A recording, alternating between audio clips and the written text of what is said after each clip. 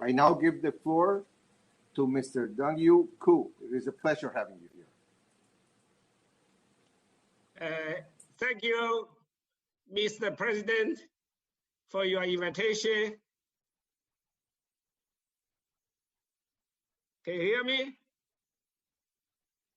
Yes, we can. Okay.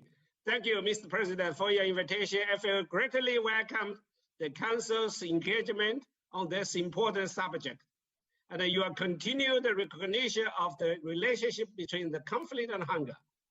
While addressing you today, it is of course impossible to ignore COVID-19 pandemic and its impact on the food security.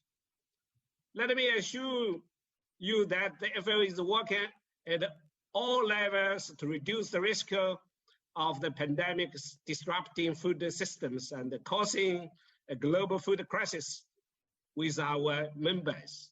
Excellencies, today I will focus on three central elements. First, the 2020 Global Report on Food Crisis and how it clearly shows the linkage between the conflict and the rising level of acute food insecurity. Second, the connection between livelihood interventions and the peace processes.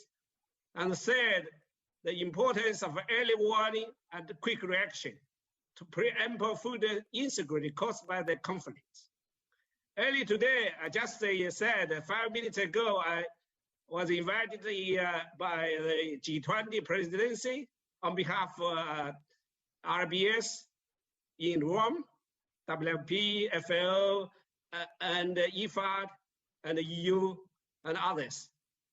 So we together with them and 17 other partners launched the 2020 edition of the Global Report on Food Crisis. According to the report, 135 million people in 55 countries experienced acute food insecurity in 2019. Excellencies, today I will focus on three, that and summation, and this is a substantial rising over the last 4 years. Actually, it's the highest during past 4 years. Almost 60% of all those people in 2019 did so in context of conflict or instability. In South Sudan, for instance, where over 6 million people, almost more than half its population, are expected to face a crisis level of food insecurity or even worse. That will likely deteriorate further between the May and the July to almost 6.5 million people. And in Yemen, which remains the world's worst food and malnutrition crisis in 2020, the number of acutely food insecure people is expected to exist at 17 million. The risk of famine persists, particularly if port operations are disrupted by the conflict. Mr. President, distinguished members, coherent actions are needed among the humanitarian, development, peace actors to address the root causes of acute food insecurity. FAO's experience shows that the interventions supporting livelihood and food security contribute to local peace and broader peace processes. Because the intervention addresses not only the symptom, but also the root causes of conflict. And this goes to the essence of the Sustainable Development Goals that we work to achieve by 2030. For example, in the Sahel, over 12 million people experienced acute food insecurity there last year. And in the many areas, the relationship between farmers and the pastors, headers, which was once cooperative, have become a confrontation as a compete of the same scarce resources. Unfortunately, we expect this number to rise to over 17 million during the coming lean season.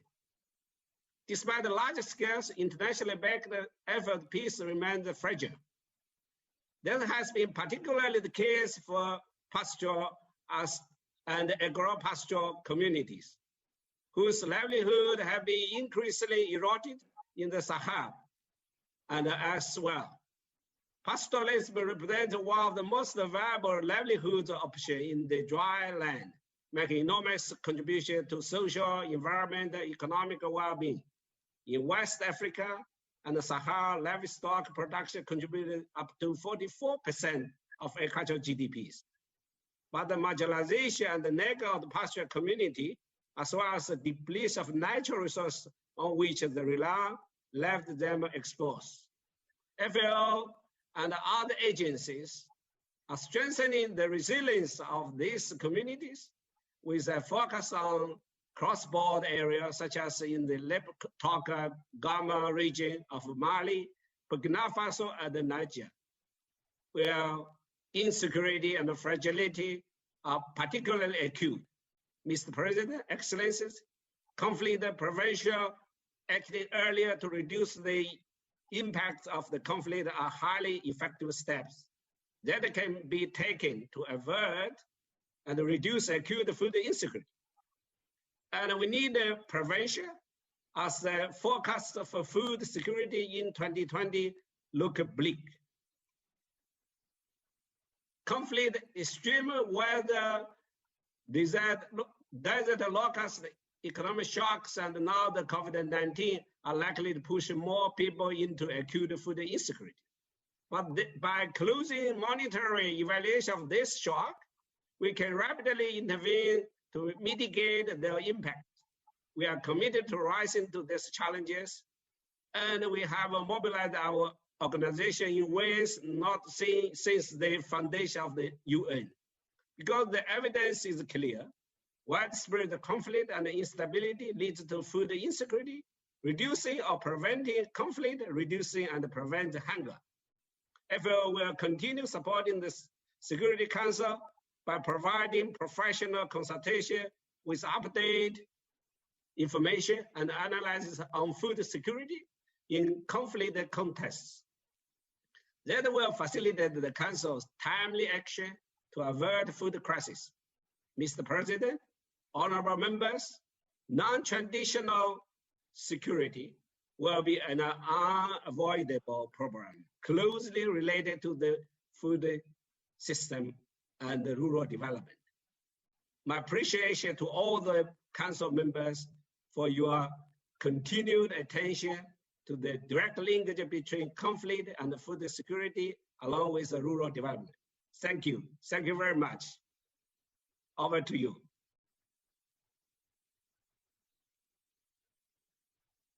Mr. President, over to you.